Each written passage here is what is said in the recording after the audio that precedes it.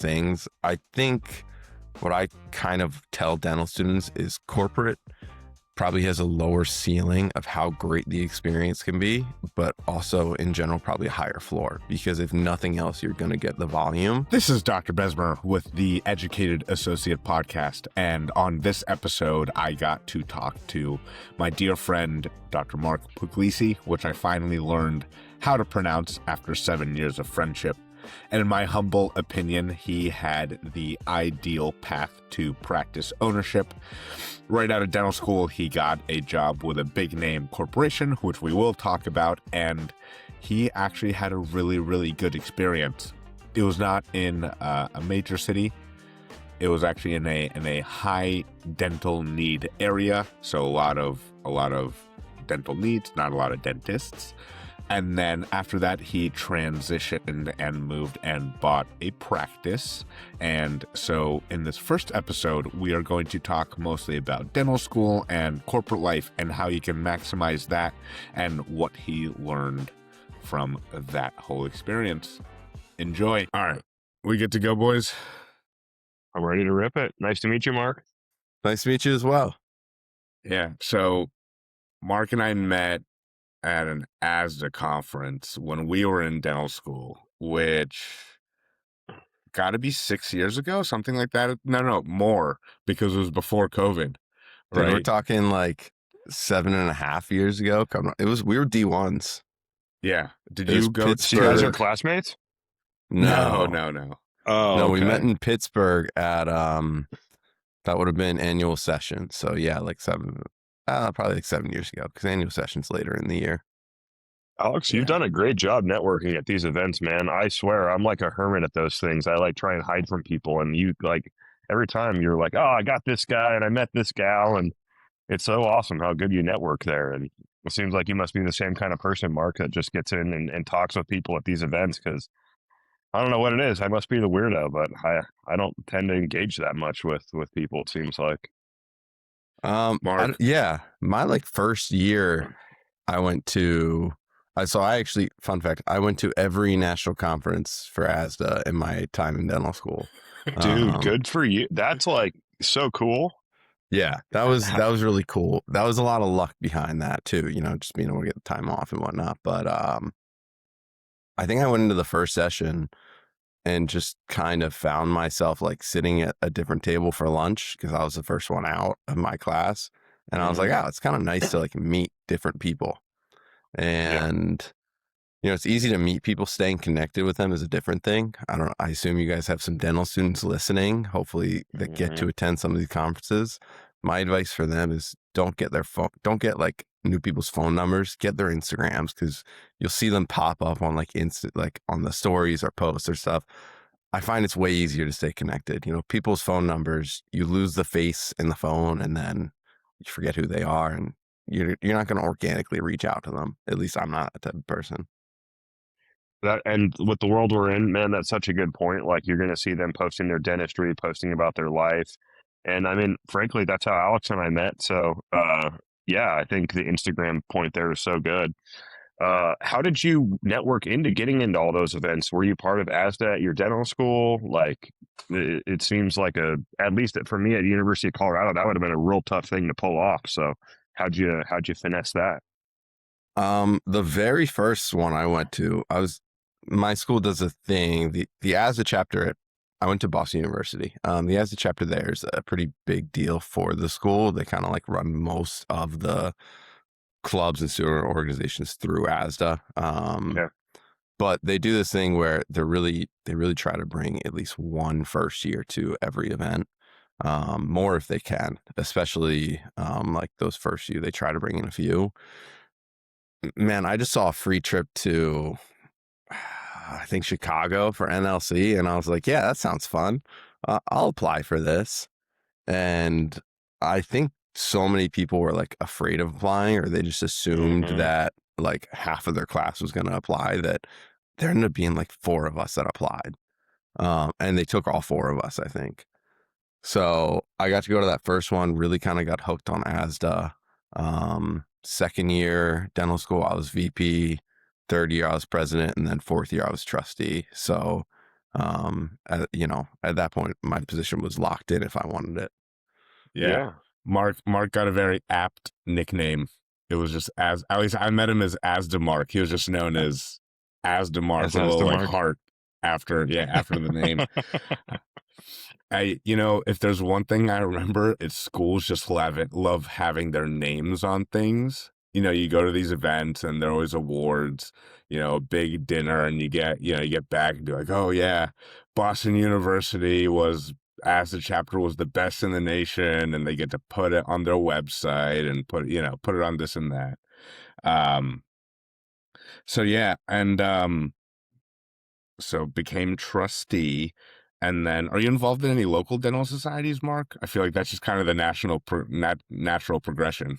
I was actually on the board of the Maine Dental Association. That was after, I think I got assigned that like my second year out of dental school.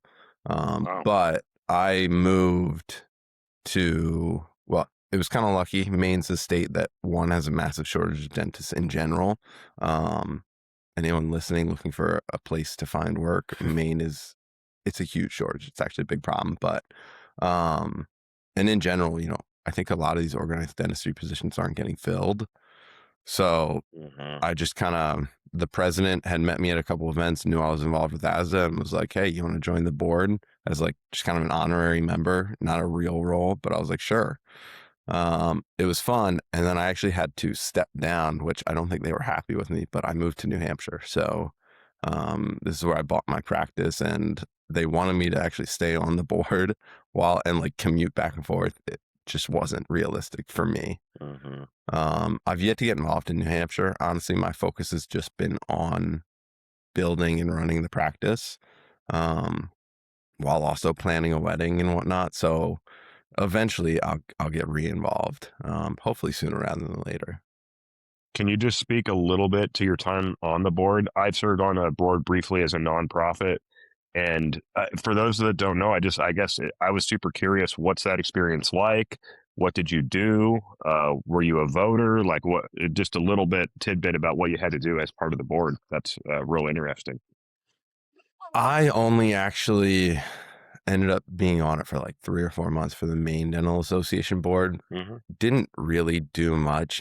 If they had events, they asked it. I showed up being like a younger dentist. A lot of the events were for the dental school in Maine. So they wanted me to show up, just kind of network, try to convince some of these students to stay in Maine. That was honestly my biggest role specifically on the board. I'll speak more to ASDA, being on the national board for ASDA. I felt like that was a very active role. We were very involved in the decisions that ASDA made, in terms of making new bylaws, what to do at some of these events. It was a very active member, whereas with the Maine Dental Association, and I assume most dental associations, the executive directors are really running the show. I think almost everyone at that point has families, has a practice they're running, so they're a little busier. The executive director at the state level, I felt, run the show. You were just kind of there to help out as needed, kind of a helping hand. Nice.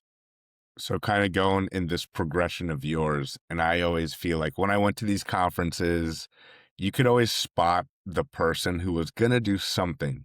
And I think when me and Tony started this, the only idea was like associate to owner, dental student to associate, all that fun stuff.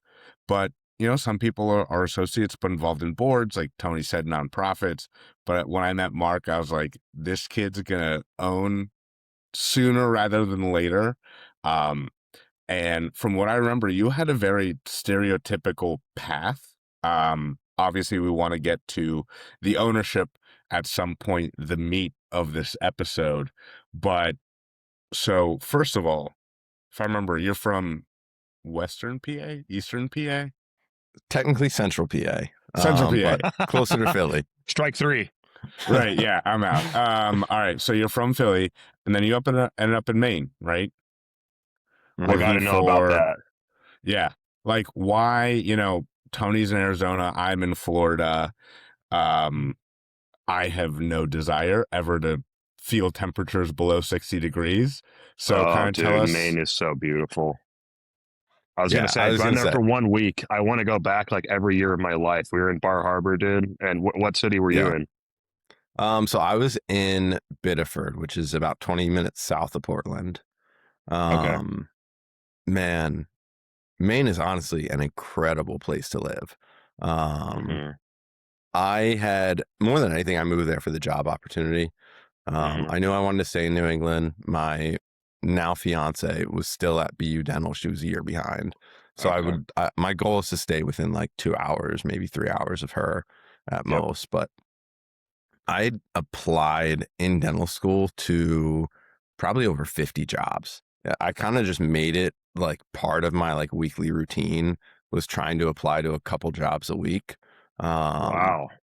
and I probably only heard back from like 5 of those, but I was really just shotgun method. Um, Okay. Wide net and too, like yeah, geographically. Okay. mostly New England. We had talked about some Colorado opportunities and some like North Carolina opportunities. Yeah. So Hmm. looked at a couple of those. I heard back from one, I would say like 5 that were like serious contenders. Hmm. Um, and from there, it was really just what was the best opportunity.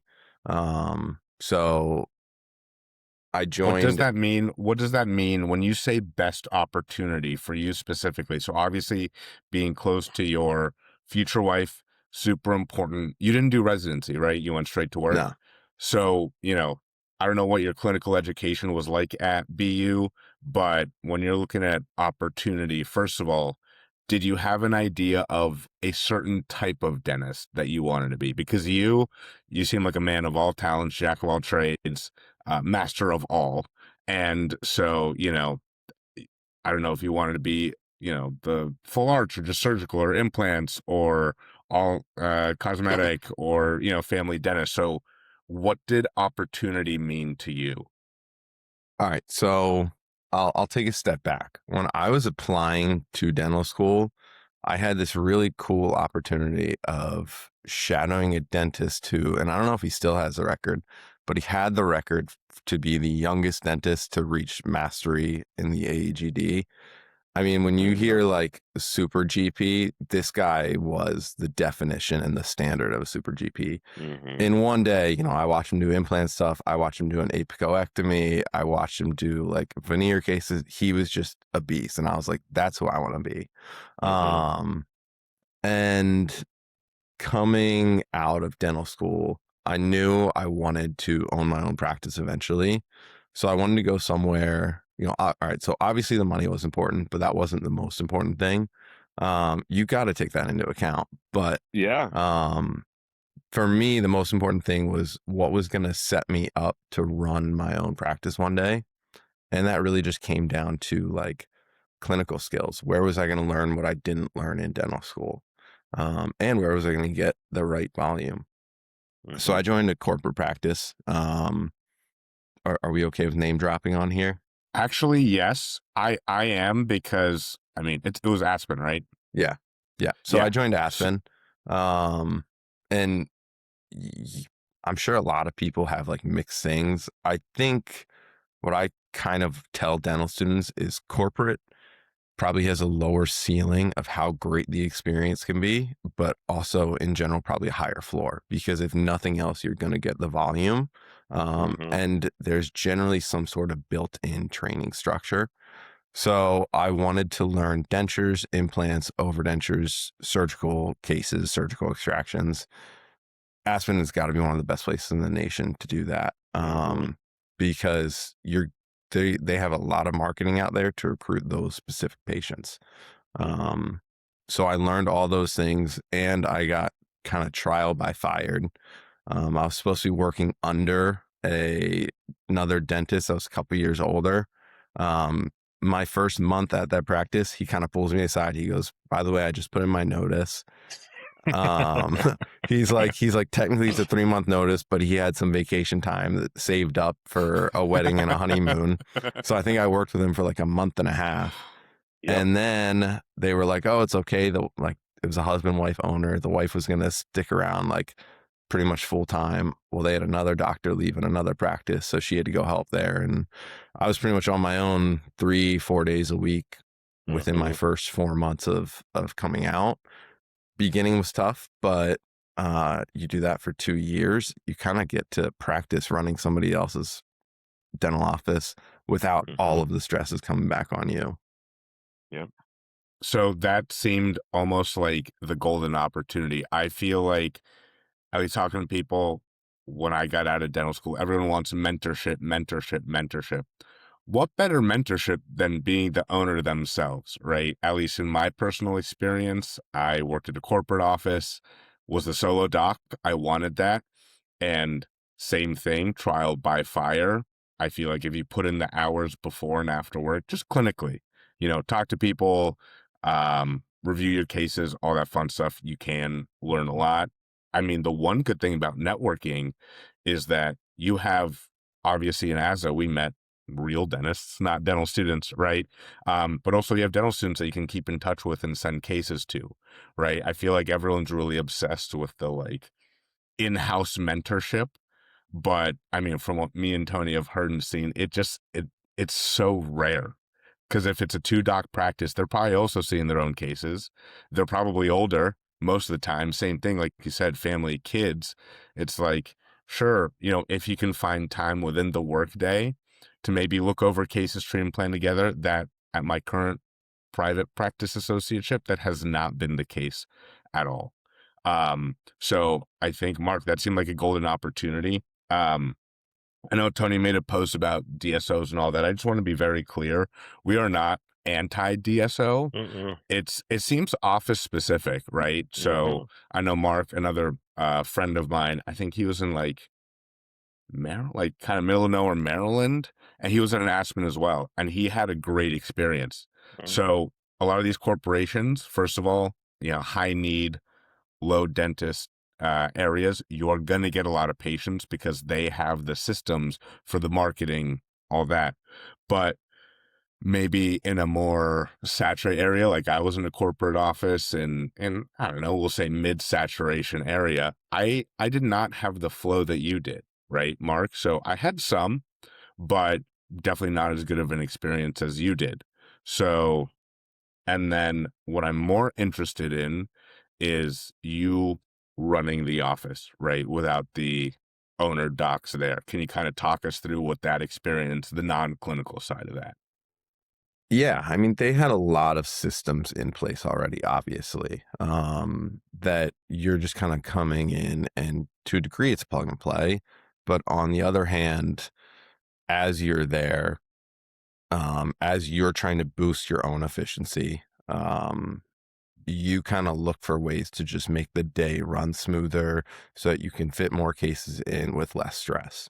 So just kind of learning what dials to turn and how that affected production, and learning how to look at the numbers. And there was a metrics homepage, they called it, on Aspen's website, where you go in and you can see every metric you can imagine in terms of how many denture cases, how many denture remakes, how many denture start cases, how many same day denture start cases. And just I got to play around. I'd be like, hey, this month we're going to focus on same day starts. Hey, this month we're actually going to add more new patients on the schedule and worry less about the same day starts. You just kind of get to see how turning those knobs affected the practice at the end of the day, both in terms of office flow and that overall production number. And not being scared to take chances with some of those things too. And honestly, the way my practice is today is a completely different structure. Aspen's very denture heavy model. I work at, well, my office now is borderline fee for service. It's a much more affluent population. I started my second denture case last week in my Mhm. year being there. So not that I have direct correlation of oh, I know that we need to do same day denture stuff, but um now I realize, hey, play around with these things. What works, what doesn't. I also recognize that getting treatment started same day was a massive increase in conversion. So I'm really big on trying to do that with new patients now in my practice.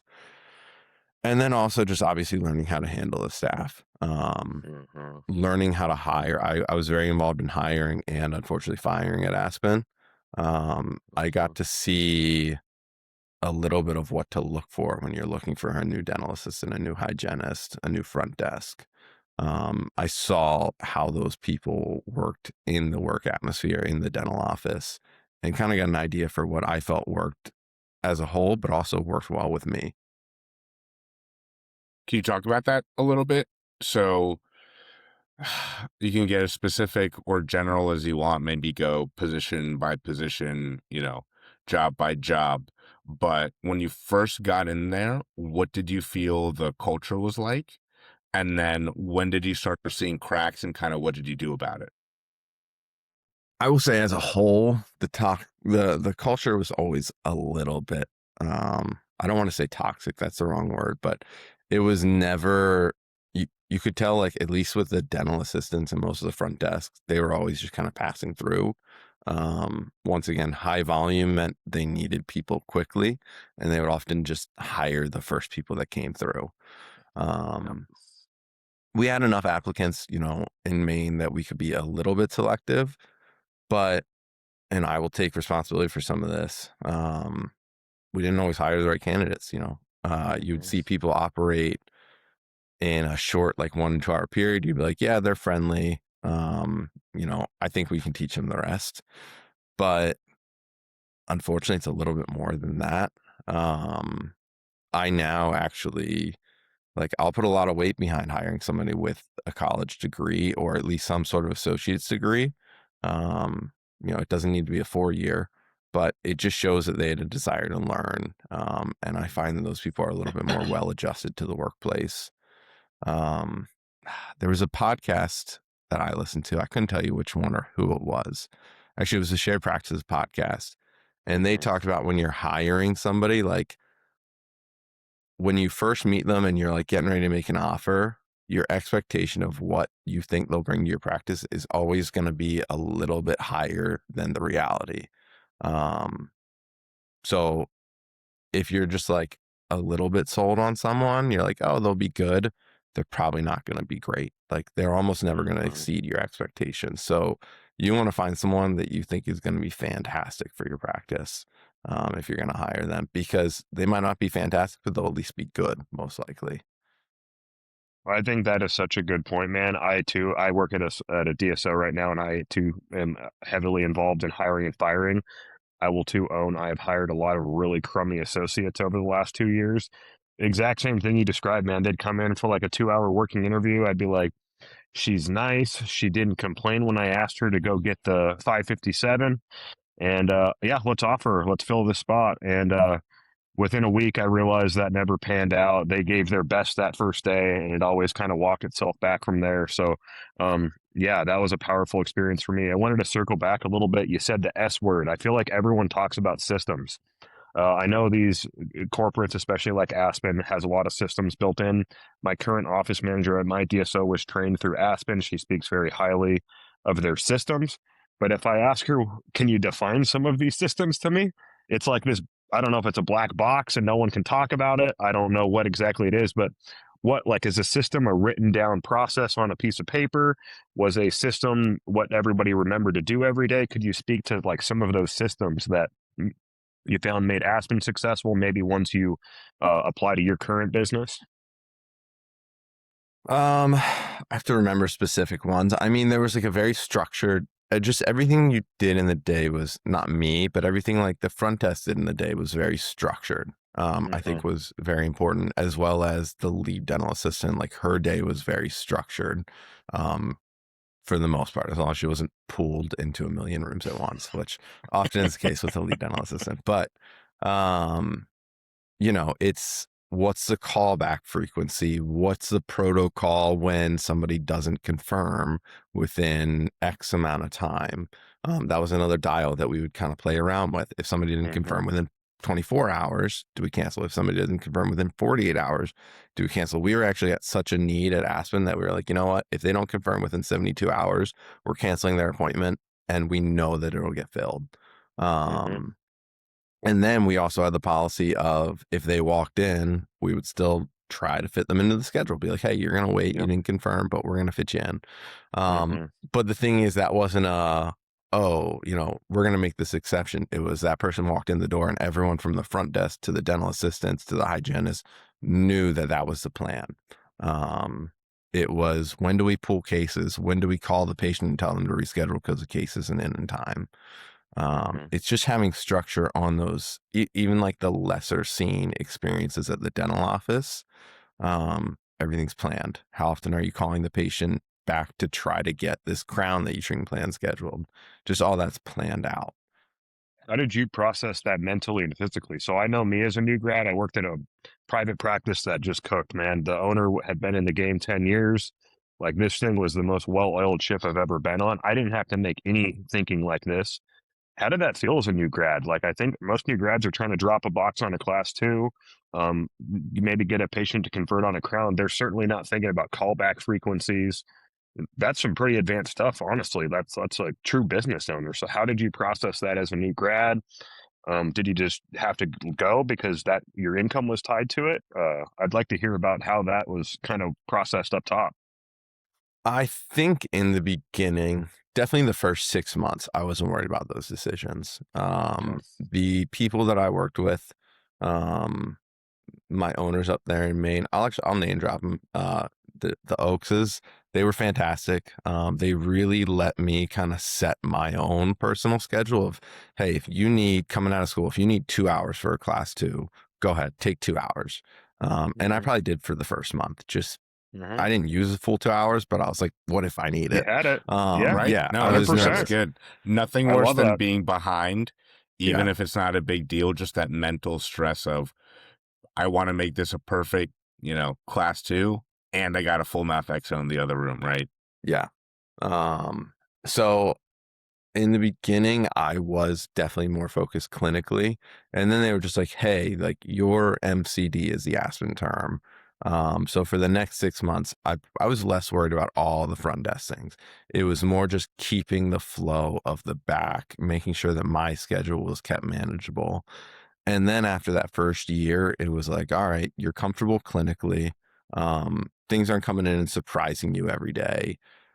Now let's start. That's when they really probably started to teach me. I mean, I would actually have meetings with him, the owner, about once a month. I'd go over to one of the practices, or he'd come to the Biddeford practice once a month, and we would just look at the metrics, and he'd be like, well, what do you think if we do this? What do you think if we do this? And did that basically for the next year with me, until that third year that I was there, I was comfortable making most of those decisions on my own. Mark, I really appreciate this perspective. I feel like if you click on social media, you'll see a bashing of Perfect Teeth, Aspen, and Heartland, and just DSOs generally. Alex brought up my post. I recently had a post that probably didn't point DSOs in the greatest light, but no, I mean, you had a phenomenal experience. It sounds like it really was a propeller into what your future has made, and I'm sure there was negative things along the way too, but what job doesn't have negative aspects? So I really appreciate the positive outlook and really all of those things that you learned from that experience. That's pretty powerful. I also loved your comment about DSOs. I think you summarized what I try and tell people all the time, that lower ceiling but higher floor. I totally agreed with that on DSOs. I think that was such a great way to articulate that. In your current business, did you take many of Aspen's principles aside from that? Like, if a patient shows up, we're going to see them. I've read that in almost every dental practice book I've ever read. They always talk about the openness, the availability. Your best asset is availability. If you're not available, who cares? So I'd like to hear more about that within your current company. I prioritize, I'd say, in my own company, I really prioritize getting people out of pain whenever I can. Yeah, if somebody shows up, if somebody calls in, whether they're a patient or record or not, I'm going to try to find room in the schedule to fit them. Yep. And that's something that I have had to push this team on a little more, because the practice that I took over from, they had owned the practice. It was a husband and wife. They owned the practice for 39 years. Before that, her father had owned, and technically not this practice, was a practice down the street, but he had owned a practice for another like 30 plus years. Wow. Yeah, this is Longevity. a long established practice, and they did things very old school, where if Yep. it's an emergency appointment, it had to be scheduled like in the doctor's schedule, sometimes a week out. And I'm like, that's just not how an emergency works. Like if I had a toothache, I can't wait a week to see my You'd leave, dentist, yeah. let alone seeing a new dentist. I'm going to call 30 other practices till someone can get me Yep. in. Maybe Aspen. Yeah, exactly. And it's not, it's not a smart business move, but it's also just not a very like humanistic move.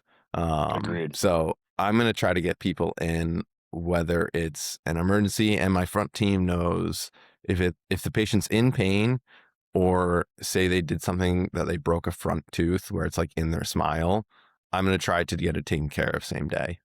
Even if it's just like a quick patchwork, I'm going to try to do something same day for them. So I've taken that principle. I kind of forget what the question was, to be honest. No, I got a I'll little circle off What track. back. have I you think- taken? Those What have you taken philosophies. from Aspen into your current office? Yeah, I would say honestly, like that's the biggest thing. So many other things, the business model is just totally opposite. But that's probably the biggest thing, that same day availability. And then besides that, I just modernized. I've been working on modernizing the practice. They still there was no like internet phone. So I was like, oh my gosh, I can't see like what patient called when. Like I can't like track those things, like missed call volume, those things. So it's reading the metrics, looking at the metrics on a daily basis, and that same day availability are probably the two biggest things I carried over from Aspen. Quick little pause here. Hope everyone is loving the podcast wherever you're watching and listening. If you would be so kind, do you guys mind giving us a rating, a subscription, a follow, whatever you can to help us out, and let us honestly know how we're doing, what we can do better, what you didn't like about this episode. We really want to make sure that we are giving you guys value, giving you something you can take home and bring into your own life, your practice, wherever you are in life. So thanks again, and let's keep going with the pod. Let's take a step back, if you don't mind, and talk about the transition from Aspen to finding, owning, the negotiation, the contract, etc. I feel like I've been in this purchase process for like 6 months. Tony knows. I just cut my hair so you don't guys feel can't like see it. all You the... have. Right. It's like I got all these grays that you can't really see anymore. I got to get my hair cut more often. Welcome But to your 30s. yeah, I know. Tell us about, first of all, when did you make the personal decision that I'm going to seriously look? I know a lot of times it's just luck. Like sometimes these things just fall into your hands. But what was your search process like? What was the personal process of, you probably had to talk to your fiance or girlfriend at the time, like, hey, I'm going to make the jump. It might be a move. It might be a lot of moving parts. And then how did this opportunity come across your lap? So, I think it was it a year and a half or 1 year out? First of all, my fiance knew from the beginning the goal was always to own. Like from a first year in dental school, I was like, I'm gonna own one day. I didn't even consider that like a big deal. I had looked into dentistry far less than the average dental student when I applied. I had just kind of switched from med school and applied within one summer to dental school, and didn't really know much about dental as a business, but I knew I'd only ever been in a private practice. I'm like, oh yeah, I'm going to own my own private practice, obviously. So she knew like right away I was going to be looking, but I wanted a little experience. Really after the first year, I kind of started looking. That dentist that left Aspen that I worked under for like 2 months, me and him are actually pretty good friends now. We had actually initially tried to buy a practice together. So we looked for like 6 months together trying to find a large practice. We just couldn't find anything that we thought was a good opportunity for two dentists to take over, which we realized was because those were either being bought up by DSOs or being sold directly to the associate, which made sense. But we looked for a while, couldn't find anything. We both kind of mutually agreed, all right, we're just going to look on our own, but if we find it a great 2-office practice, whatever. He found an opening in New Hampshire. He kind of kept looking for opportunities for me. But anyway, what I did, because I had been looking for a long time, it was really just looking. If I saw something that I thought the numbers looked nice, I went and toured. Did I feel like I could grow this practice? Yes or no? And I'm kind of all over the place here, but the biggest goals for me when buying a practice were, Howard Farran had stated on one of his podcasts, maybe he says this often, but one time I had heard him say, buy the biggest, baddest dental practice you can possibly buy, which to me, I kind of broke that down into two things. The biggest, baddest dental practice that I could, one, get a loan for, and two, that I could grow. Those are kind of the two biggest things for me. And most of the practices were either like geographically limited in that it's in a shrinking population in a like random New England town, or they were limited by the size of the practice, or they just had like, they would need so much updating that it would just made more sense to a startup at that point. So my banker, because I had reached out to them early on, once again, find the biggest practice you can afford or get a loan for. I had an idea. I'd reach out to him. He knew I was looking. He would check in every like month or so, see if I found anything. And he calls me up one day. He's like, hey, I know of a practice. It's hitting the market next week. He's like, I think it's going to be a good fit for you. So that like the minute it hit, he texts me. I sent in my, not letter of interest. I don't know. I basically LOI. filled out. Yeah, letter of intent. Not the LOI, because I toured and everything, but I basically sent in like the application to say I was interested. They weren't planning on showing the practice to anyone until after Christmas, because this was all like right before Christmas. But his broker knew my banker, and they were both kind of in his ear too, being like, hey, give this guy a chance. He had been trying to sell for like 3 years, and he just didn't like anyone that was trying to buy it. This was his baby for 39 years, and it was in the family for longer than that. So they were very specific. They didn't want to sell to a DSO or anyone like that. They were kind of in his ear, like, just do a quick tour, meet this guy before Christmas. And if not, we can do the rest of the tours after. I met him, got my letter of intent drafted up, and he had actually blocked all other like offers and tours after he met me. So What a good guy too. Oh, they were incredible people. They are incredible people, the current owners there, or the previous owners. No, that's a good story. And you got to buy a practice that had a great family longevity, no competition. I assume they retired, right? They were like out the door. Yeah, You didn't have to worry about that being an issue. So kind of a dream situation. How far do you have to move? Hour and a half. Moved to New Hampshire. Yeah, not a big horrible move at all. No. Low moving costs. Yeah. So then you say modernize. So can you talk about the due diligence process? Because God willing, I'm about to undergo that. I should have the purchase agreement written this weekend or next week. And so, I got the numbers at this practice I'm looking at. It's a decent amount of active patients, but a lot of inactive patients, right? And so I feel like every potential owner, they see those numbers, they're like, wow, I'm going to activate all these old patients, right? Right. And I figure it's not going to happen. So I'm kind of lost in this due diligence process. Like, all I know is check out the equipment, look at the schedule, look at the charts. I think the office I'm trying to buy just went digital. I mean, maybe like a year ago. I see a bunch of paper charts, which is cool, I think. But what was your due diligence process like? And if you could give advice to me, what would you say? What should I look out for? Red flags, green flags, things like that. I'll name. Well, are you using any sort of buyer's rep services? No.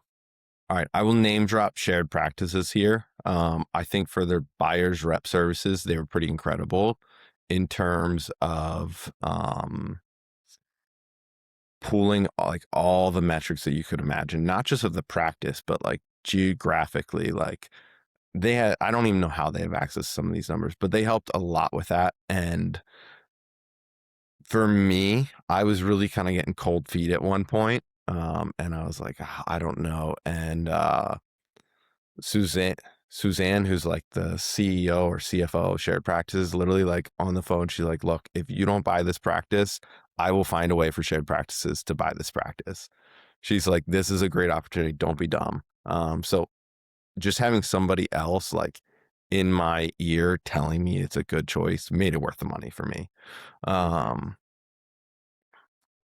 so that was kind of like an overview on like the metrics. They did like all that, like looking at the town, looking at the practice numbers and all that to make sure that it could support a new grad dentist and that there was opportunity to grow it.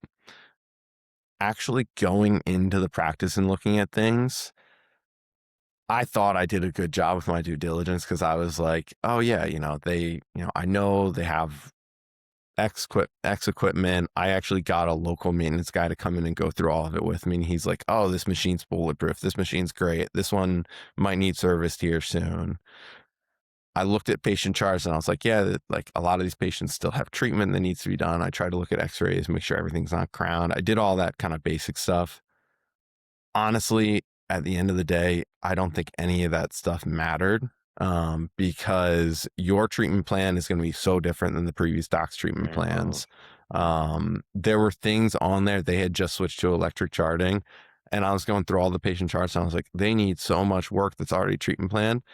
It was because every time he went into the room and said, this tooth needs a crown, one of the hygienists would like click the crown button. So like Got half it. of the things that were treatment planned were already done. Um, Things I didn't do that you might want to look at was just looking at materials. Like everything in the practice that I bought was expired. So I had to like trash it and basically buy a completely new inventory. What was the cost on that? Just rough estimate. Probably like 15,000. I Pretty didn't, penny. yeah, I didn't have to do it all at once. But the point being, if the metrics are good enough, that 15,000 is pretty small. If the cash flow of the practice is good enough. So that's why all that little stuff that I looked at matters so much less than the big picture. What was that transition like? How long did this? So you signed the papers, right? I'm assuming it was 30-day due diligence. Did you close in 60 or 90 days? We had a very slow close. Once again, a little bit old school. They were going on a trip in April. We had kind of known that we wanted to take over probably like January. New Hampshire licensing was in the middle of a transition from going from paper to electronic. The license took forever to come through, so it ended up working in my favor. But he did not want to sell the practice to me and then leave the country. He was leaving the country for like 3 weeks. He was terrified of selling the practice to me and then me having problems and him not being around to help out. Because naturally, it would blow up with him gone, right? Yes, yeah. So he rather stick on, have the practice like half shut down for 3 weeks, and then he came back for like a week, and then I bought it. Yeah. And then he stuck around for pretty much full time for the first month, part time for the month after that, mostly just finishing up old cases, introducing me to patients, kind of talking me up to patients. And then once he was done with all the cases that he had already really started, by that, I mean just cementing crown cases more than anything. Or if he had patients that like he knew were going to be really hesitant, he was like, all right, I'm going to do this filling, but then I'm going to introduce you and like tell them I'm out of here. So very smooth transition overall though. After that like second month, he was kind of like, hey, if you want me to come in like Wednesday mornings or something like that, he's like, if you feel like you need some help with something, just let me know. He's like, otherwise this is your baby now. Excellent. So what were they like before? PPO, fee for service, HMO? It's an interesting business structure. They are Northeast Delta only, which I hear horror stories from Delta elsewhere in the country. Northeast Delta is actually pretty solid. Good reimbursements. They don't fight us on our treatment plans or anything. I actually have not had to write a single narrative for Northeast Delta. Take good notes, by the way. I think that helps. I don't know. But so it's only network with Northeast Delta. However, I think most insurance companies have this. I don't know if it's called the same thing for everything, but whenever we treatment plan any sort of prosthodontic work, our patients have to sign an added value service agreement where basically they pay Northeast will cover whatever Northeast normally covers for a crown, and then they still have to pay the difference. So we aren't constrained to the contractual like prosthodontic rates. The reason for that is we use a very premium lab. So, I know at Aspen, I think we were charged like 30 or $40 for a crown. Oh My my God. crowns, the crowns that I use cost me 10 times that. They're very expensive crowns. They're hand finished. It's a local lab. They do fantastic work. I've literally had to name drop Desjardins lab. If anyone's looking for a really good lab, especially like anterior cases and stuff, I have literally had to return one crown with an open margin, and I don't even think it was them. I think it was bad PVS material. In a year of being there, of doing it, probably an average of 2 crowns a day, almost everything fits. And I tell the patients, if I have a new patient exam, I treatment plan a few crowns. I explain that agreement to them before they get up front. It's not the front's job to explain why they're signing that form. I think it means more when it comes from me. I don't like the whole, as a dentist, don't talk about money. I will happily talk about money with the patient because I think that if you're charging them, it's your responsibility to explain what they're paying for and why they're paying it. So I tell them about the lab.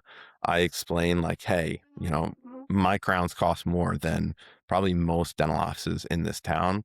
I was like, but what you're getting is one, you're getting me taking more time to make sure everything is as good as it can be. Like I book my crown appointments probably a little longer than average too.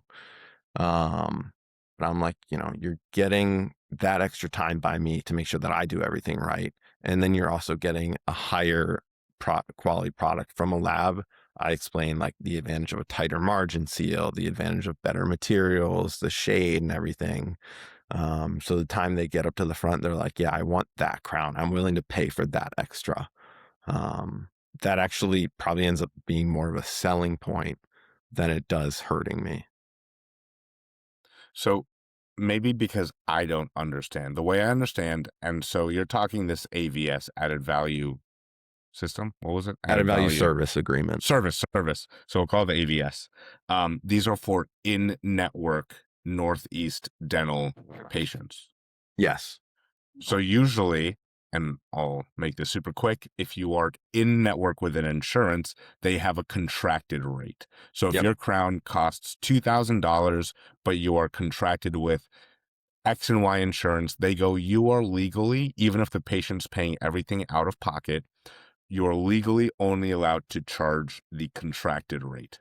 So whether it be at 500, 1,000, 1,500, and the rest, whatever the difference is from your fee for service fee out the door. With Northeast Dental in network, Mark charges $5,000 a unit from what it sounds like.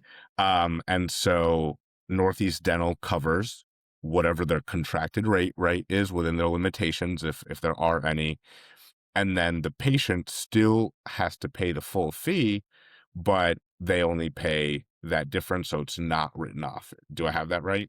Yeah. And I think most insurances, if you really dig into it, have this somewhere in there. It's primarily in there for like gold crowns because the gold crown's always going to cost more. But we use it for every crown that we do because we do them all through this kind of high-end lab. And it speaks to your patient population. You said more of like an affluent community. Maybe they're used to buying Beamers instead of or, Chevys, and it makes You sense to say, know, hey, you're getting the Beamer Crown. yes and no. I definitely have a higher percentage of that than probably the average dental office, just being in the state capital. We have a hospital Mhm. here, so we get a lot of doctors. We're right Yeah. next to the courthouse, so there's a lot of lawyers. New Hampshire's a zero income tax state, so there's a lot of businesses that are up here. Um, but honestly, even the people that have less, that aren't in what I would classically consider the affluent community, I hit them with the same pitch, and there, so many of them have had like crowns that they had done 5 years ago that are just like already broken or cavities underneath. And I'm like, you know, it probably didn't have the best margin seal, or I don't say that. I'm really careful about trying not to throw other dentists under the bus, but I'm just kind of like, this crown, if you do your part on the home care, should last you at least 10, probably more like 20 years. And it really kind of gets those people on board too. Thanks for listening to part 1 of this episode with Dr. Mark Pugliese. So hopefully you guys learned a lot about how, corporate dentistry life can actually be pretty good, but there is something greater, which we believe is practice ownership, if that is something that you want. So in the next episode, we'll be talking about Mark's growth and how he modernized the practice, and a lot about longevity in dentistry. So how he thinks about a 30-year career, how his outside life, his recreational life, his relationships, all of that kind of keeps him going in his practice life so he can make a lot of money and be really happy, which is pretty much what we all want in life. So stay tuned for the next episode coming out next week. Enjoy.